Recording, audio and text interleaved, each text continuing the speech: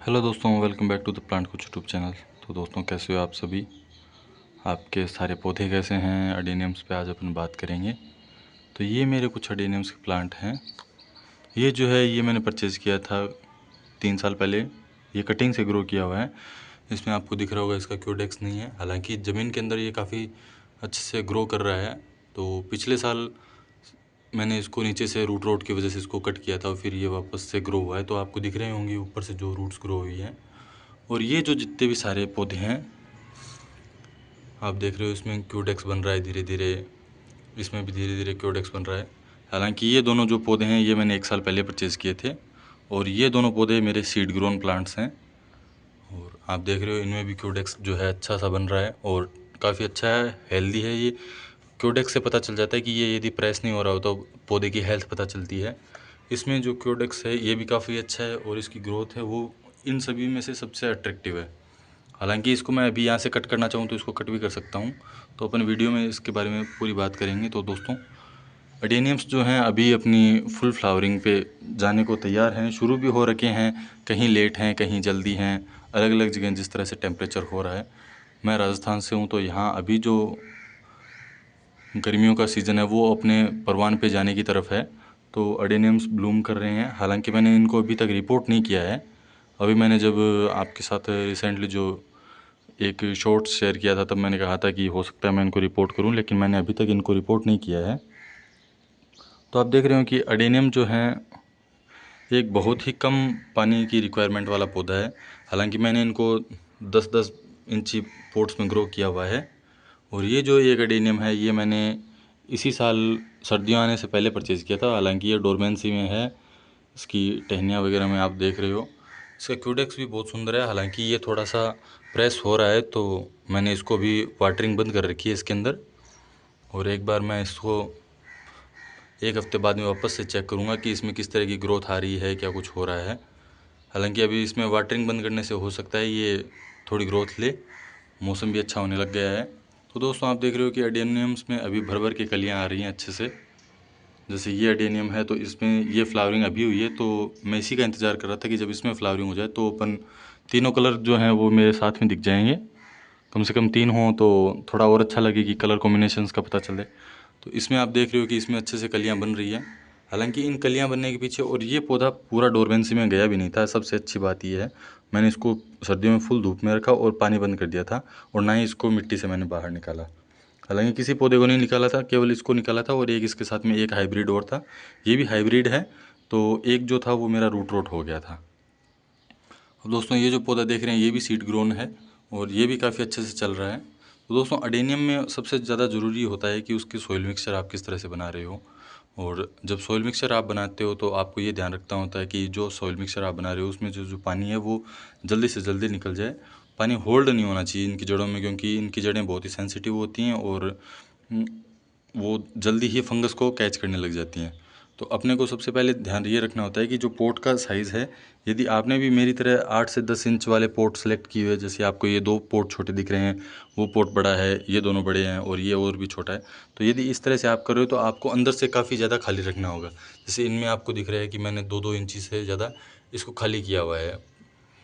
तो इस तरह से आप, यदि आपके पास सही साइज़ के पोट्स नहीं है और यदि आप इनको क्योडेक्स को जल्दी ग्रो करना चाहते हो तो आप इस तरह से भी कर सकते हो।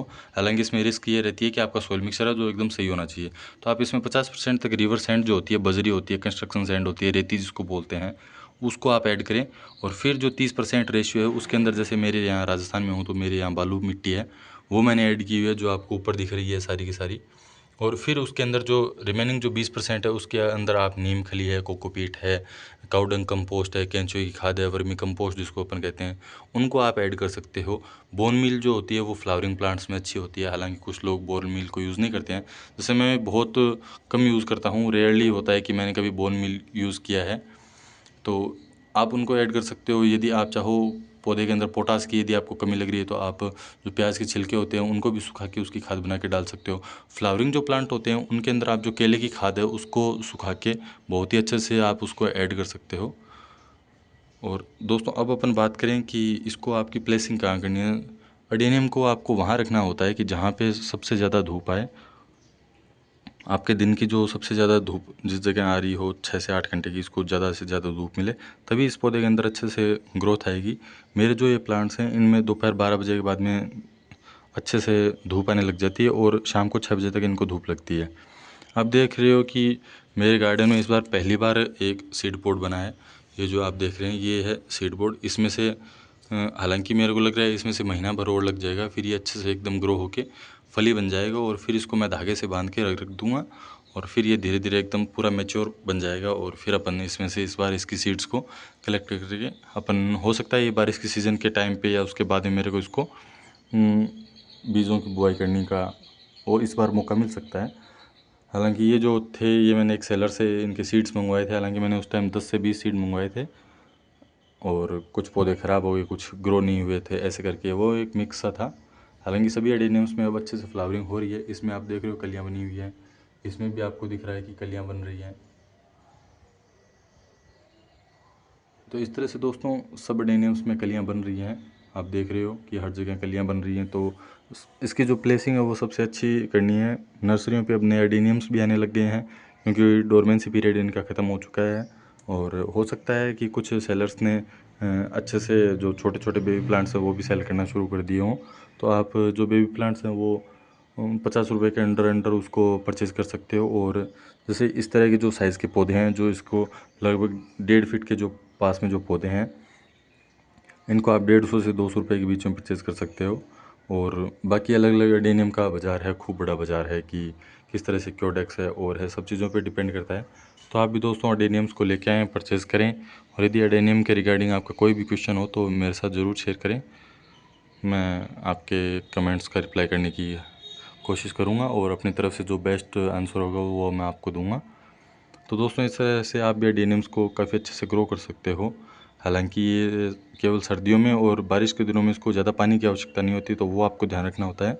मैं भी अभी इनको मैंने वीक में एक बार वाटरिंग करता हूँ। और इतना बड़ा जो पॉट है मेरा, ये 10-10 इंची के पॉट है, मैं इनमें केवल आधा लीटर पानी डालता हूँ। और जब मैंने इनको स्टार्टिंग में जब पानी डाला था डोरमेंसी के बाद में, तो मैंने इनके अंदर साफ़ का जो फंगिसाइड आता है उसका जो पानी होता है वो मैंने डाला है।